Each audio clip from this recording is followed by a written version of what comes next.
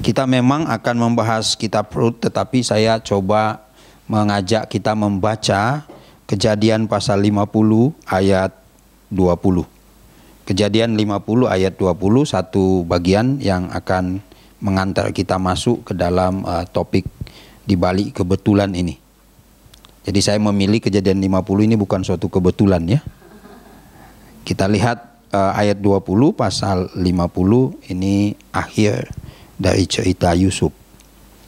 Memang kamu telah mereka-rekakan yang jahat terhadap aku, tetapi Allah telah mereka-rekakannya untuk kebaikan, dengan maksud melakukan seperti yang terjadi sekarang ini, yakni memelihara hidup suatu bangsa yang besar. Nah, kita ketika membaca bagian ini, atau kemudian kita membaca kitab Rut, maka kita akan bisa tiba pada satu kesadaran, atau bisa juga dikatakan mendorong kita untuk memikirkan apa sih pengertian yang benar tentang kebetulan itu ya. Bagaimana kita memahami sesuatu yang kita katakan kebetulan. Karena banyak peristiwa yang terjadi dalam hidup kita ya. Bukan satu, mungkin lebih ya. Bisa ada yang bergantung kita masing-masing mengalami, ada yang satu, ada yang lebih dari satu. Jadi pertanyaan-pertanyaan yang mampir ketika kita mengalami peristiwa-peristiwa itu, kemudian kita berhitung dan sebagainya, kita bilang apakah peristiwa itu terjadi secara tak sengaja, atau memang kita mengalami itu karena kita berada dalam rancangan atau dalam rencana ilahi, dalam rencana Tuhan. Semua pertanyaan itu akan membawa kita untuk bisa mengerti apakah memang yang kita alami, yang terjadi pada kita dalam keluarga, dalam pelayanan, dalam studi, dalam pekerjaan, dan di dalam keberadaan kita di tengah-tengah jemaat, di tengah-tengah masyarakat, apa semua memang terjadi by design, atau mungkin ada mastermind-nya, ada yang merencanakan semuanya, atau terjadi secara memang mekanis begitu, atau terjadi ya berjalan seperti biasa dan sebagainya. Kita kalau membaca Alkitab, kita yang rajin baca Alkitab, tentu kita sepakat bahwa kita akan menemukan tokoh-tokoh Alkitab, baik ya bisa juga dikatakan individu, tetapi juga sekelompok orang atau komunal begitu, yang mengalami apa yang kita sebut sebagai peristiwa-peristiwa yang seringkali membuat dia atau membuat mereka bertanya di dalam diri mereka, apakah memang yang terjadi itu dibalik semua itu adalah Tuhan yang melakukannya, atau memang terjadi seperti tadi saya katakan. Peristiwa-peristiwa yang at the end, pada akhirnya kemudian dia berkata, wow, itu mengagumkan, ya, amazing. Kalau menggunakan apa namanya itu Aksis punya ya, amazing gitu ya. Pada akhirnya dia akan katakan bahwa luar biasa mengagumkan.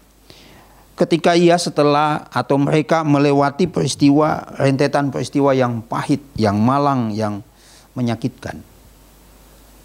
Ya, bayangan kita kalau peristiwa yang bagus-bagus, yang menyenangkan saja, kita tidak berpikir dua kali. Tapi ketika kita menghadapi peristiwa yang pahit, kita akan berpikir 10 kali lebih keras. Kita bertanya dan bertanya. Kalau ada tempat bertanya yang lebih, kita akan bertanya lagi. Atau kita memendamnya sendiri. Jadi di dalam Alkitab kita bisa menemukan tokoh Alkitab, pribadi, individu, laki-laki, perempuan yang mengalami. Dan salah satunya adalah kitab Rut yang kita akan dalami. Nah, pertanyaannya, kebetulan atau rancangan Allah? Pondasi keyakinan Kristen kita berdiri kokoh di atas pondasi keyakinan Kristen yang memberikan kepada kita satu posisi yang kuat di mana kita berpijak. Bagaimana kita kemudian membaca nasihat rasuli atau apa yang Paulus katakan gitu ya. Kita tahu sekarang bahwa Allah turut bekerja dalam segala sesuatu untuk mendatangkan kebaikan bagi mereka yang mengasihi Dia, yaitu bagi mereka yang terpanggil sesuai dengan rencana Allah. Lalu pasal 11 ayat 36, sebab segala sesuatu adalah dari Dia, dan oleh Dia, dan kepada Dia, bagi Dialah kemuliaan sampai selama-lamanya. Ini adalah fondasi kita, ini adalah pegangan kita untuk kita melihat apa yang, atau kita berefleksi terhadap peristiwa yang terjadi pada kita. Pertanyaan itu tetap akan mampir kepada kita. Ini kita tidak bisa mengabaikan apakah mampir dari orang lain atau dari diri kita sendiri yang kemudian bergumul ya dengan pertanyaan-pertanyaan serupa. Kalau saya tanyakan kepada rekan-rekan semua ya, saudara-saudara, pasti saudara bilang ini rancangan Allah, teologi sekali ya. Imani sekali ya, bukan imani tap gitu ya. Sangat kuat imannya ya. Ini pasti rancangan Tuhan, rencana Tuhan. Ya. Tapi bagi mereka yang bergumul sampai kepada dasar yang paling di bawah, di lembah kekelaman dan sebagainya, mereka berpikir dua kali. Saya sudah melayani Tuhan, saya sudah ikut Tuhan, saya sudah kerja, saya sudah di WB lama, saya sudah di sini lama, saya sudah ikut almarhum lama. Oh, kenapa masih mampir? Saya udah tidak hitung-hitung lagi pelayanan, kenapa masih terjadi demikian? Mungkinkah ini rancangan Tuhan? Mungkinkah ini hal yang memang saya harus lewati? Atau ini terjadi karena satu dan lain hal? Oke, kita lihat dalam kitab Rut ya, kita akan menemukan setidaknya cuma satu kali muncul kata kebetulan. Ya, kebetulan itu cuma satu kali muncul dalam kitab Rut. Terjemahan LAI kita, ya memang sayangnya LAI kita, LAI terjemahan 1 ya, menerjemahkan kebetulan. Itu di dalam Rut pasal 2 ayat 3. Pasal 4 ayat 1 memang terjemahan LAI juga mengatakan kebetulan. Hanya saja terjemahan itu menurut saya kurang tepat, karena harusnya diterjemahkan bukan kebetulan lewat si penebus, tetapi lihatlah si penebus itu lewat ya. Jadi ada kata lihatlah di situ sebenarnya yang harus kita stressing, kita berikan penekanan yang kuat. Nah, di dalam Rut pasal 2 ayat 3 kata kebetulan ini, kalau di sana kita membaca Rut itu berada di tanah milik Boas. Kebetulan Rut berada di tanah milik Boas ya. Jadi dalam bahasa Ibrani itu, nah Papa kita sambil belajar ya, kata mikreha ya. Mikreha, kebetulan ya. Ada banyak juga bagian Alkitab yang lain, misalnya 1 Samuel 6 ayat 9 itu menceritakan tentang tabut Tuhan. Jadi orang di sana itu bilang, coba lihat tabut Tuhan tuh, kalau bergoncang, nah itu berarti ada Tuhan, tangannya itu yang menggoncangkan itu. Tetapi kemudian kalau terjadi sesuatu yang lain, itu pasti kebetulan terjadi saja.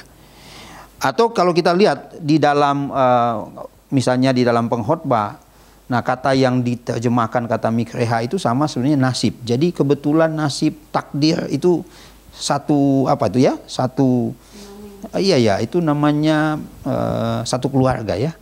Satu keluarga besar kata itu.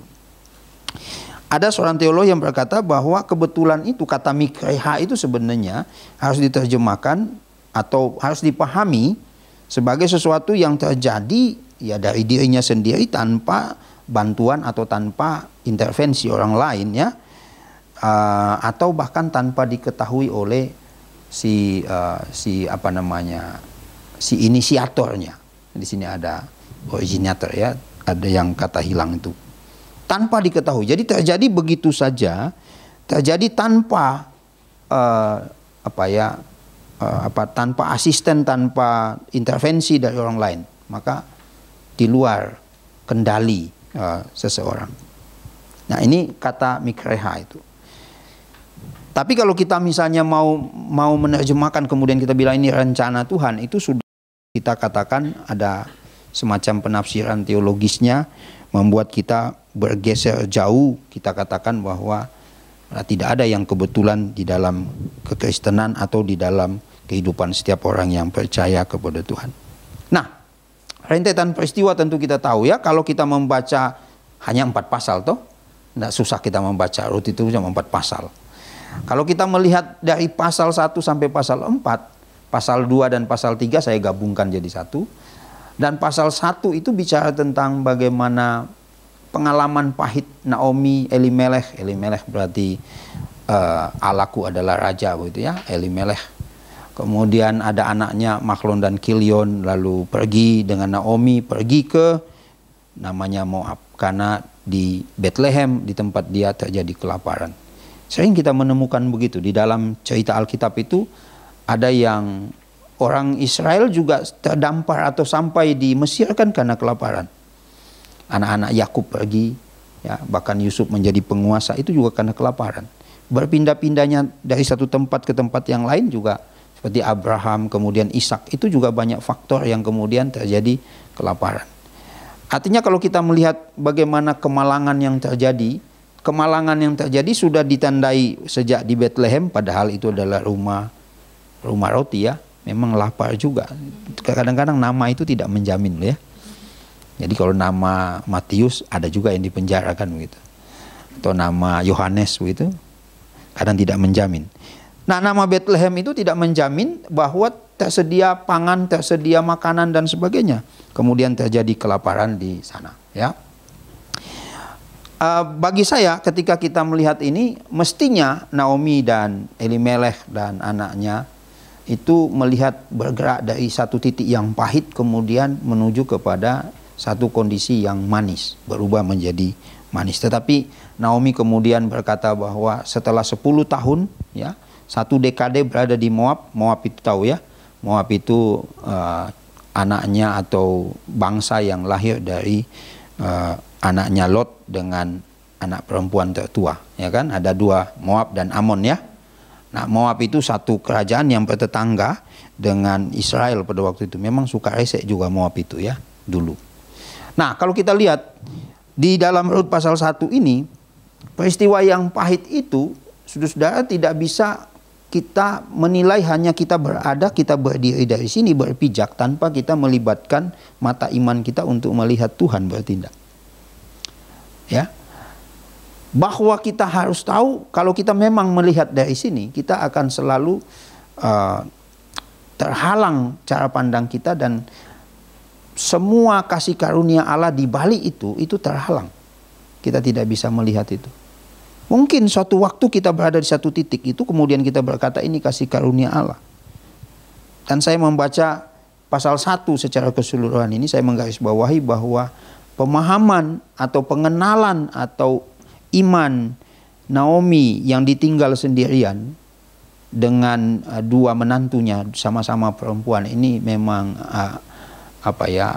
perempuan-perempuan tangguh gitu ya. Kalau mau dibilang, apalagi kalau seorang diri. Bisa saja kalau misalnya anaknya masih hidup, ini single parents ya. Situ jadi ibu, situ jadi ayah.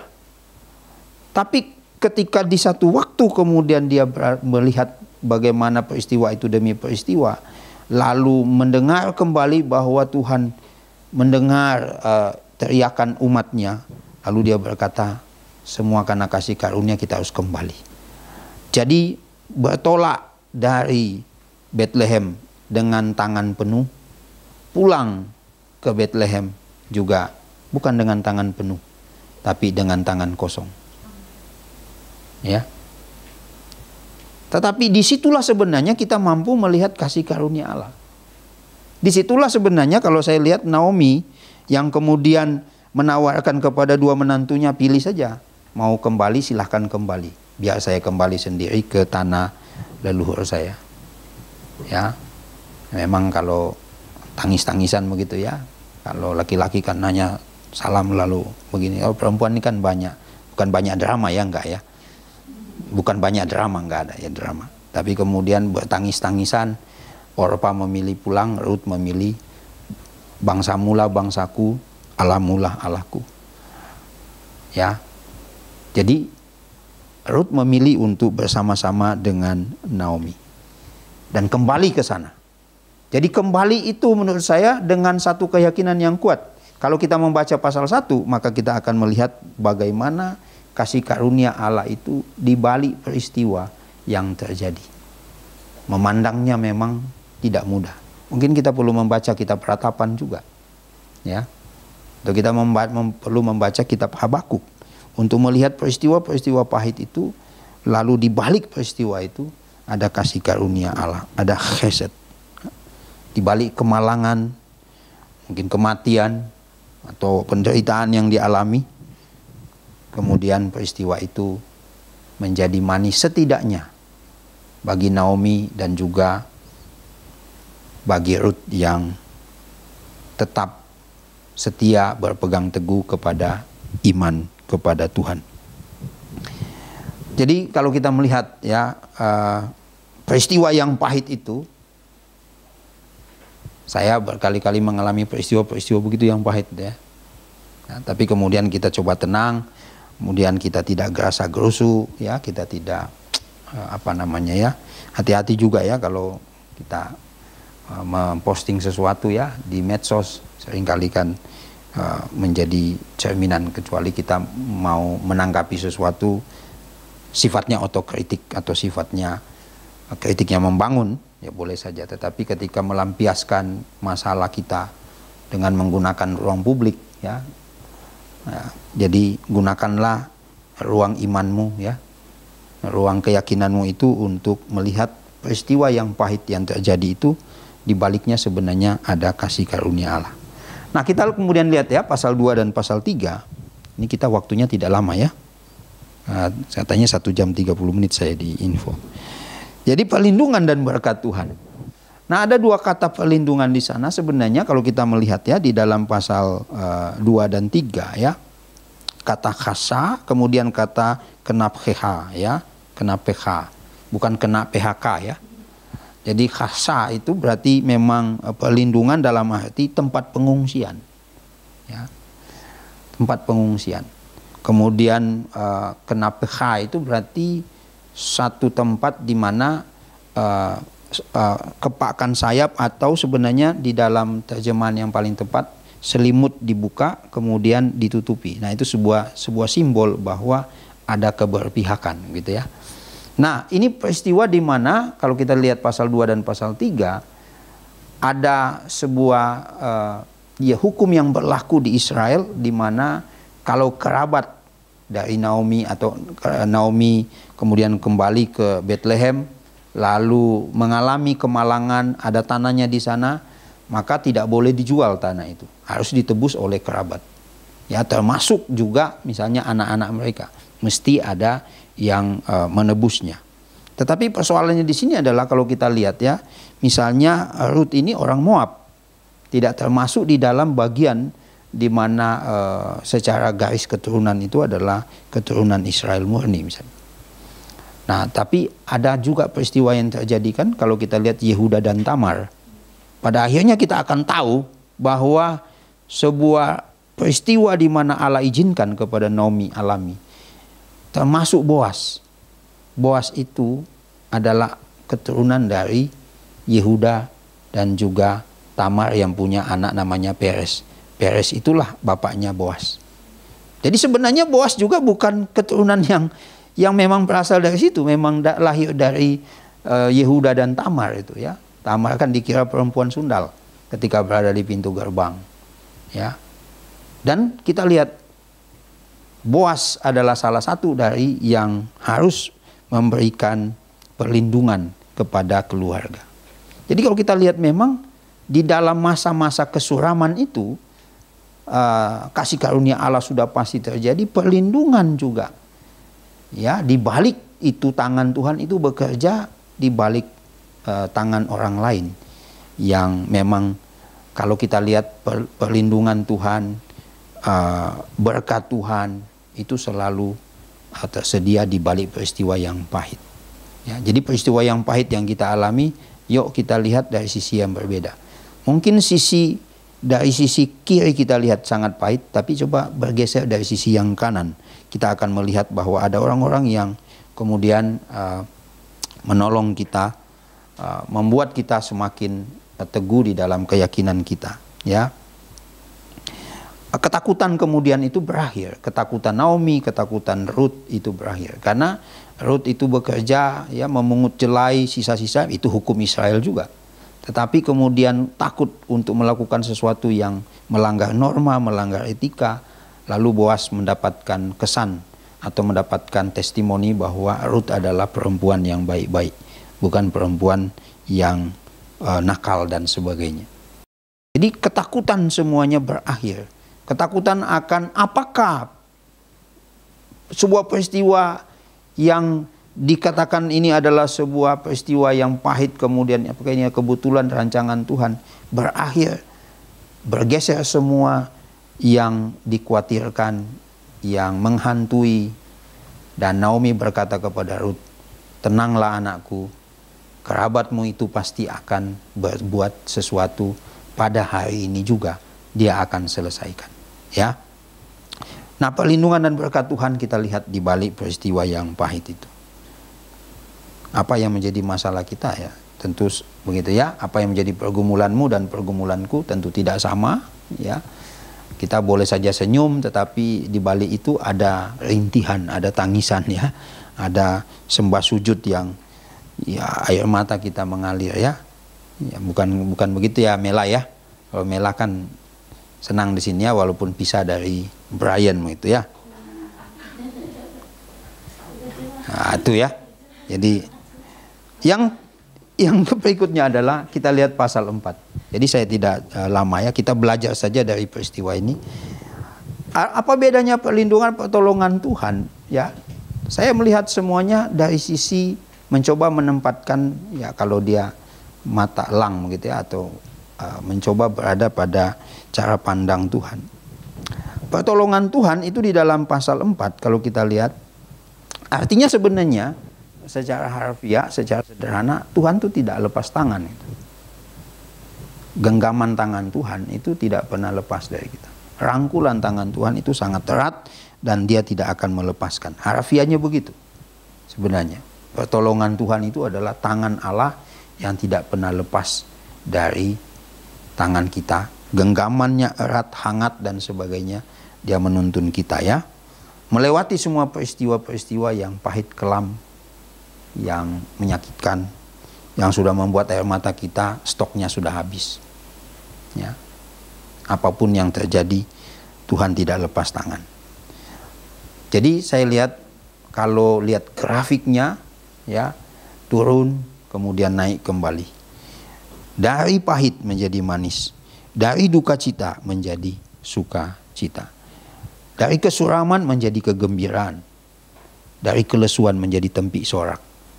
Sebuah ungkapan jiwa sebenarnya menurut saya, bagaimana di balik peristiwa itu, di balik peristiwa yang terjadi, pada akhirnya kita punya kesimpulan satu, bahwa saya ulang kembali dari awal. Apakah memang hal-hal yang terjadi pada kita itu adalah kebetulan? Tidak bermaksud untuk menteologisasi semua, ya. Tetapi memang kita mesti menggunakan cara pikir Kristus. Pikiran kita mesti kita taklukkan kepada pikiran Kristus. Dan kita memandang dari hikmat dari atas untuk memandang apapun yang terjadi pada kita. Pertolongan Tuhan, tangan Tuhan tak lepas. Apapun pergumulan kita, tangan Tuhan tak lepas. Dan itulah kita selalu aminkannya, bahwa itu adalah rencana dan rancangan Allah. Rencana dan rancangan Allah, ya. Kalau kita membaca Mazmur 103 ayat 4, dia yang menebus hidupmu dari lubang kubur, memahkotai engkau juga dengan kasih setia. Lagi, kasih setia, kasih karunia, chesed. Memahkotai kita, ya. Memahkotai itu bukan memberikan satu penghinaan, tapi satu penghormatan yang luar biasa. Tanda dia mengangkat kita dari lubang kubur, dari kematian, memberikan kepada kita kasih setianya dan anugerahnya. Dan bagi saya memang tidak salah ketika kita terus berpegang pada Tuhan. Ada orang mungkin menilai, menjudge, menghakimi kita, itu adalah upah dosamu, tetapi kita yang tahu pergumulan kita. Dan kita harus katakan, kamu boleh menerka, menebak, dan sebagainya, menganggap dan sebagainya apa yang terjadi pada saya. Itu adalah tebakanmu yang menganggap bahwa itu jahat. Tetapi saya sebagai anak Allah, anak-anak Tuhan, saya sebagai tebusannya, miliknya, saya percaya bahwa ini adalah kebaikan. Di akhir semua itu pasti ada maksud Tuhan yang indah. Kebetulan, ya kalau kita membaca itu dalam naskah Ibrani saja begitu ya, ada yang bilang biarkan saja karena itu narator, narasi, cerita.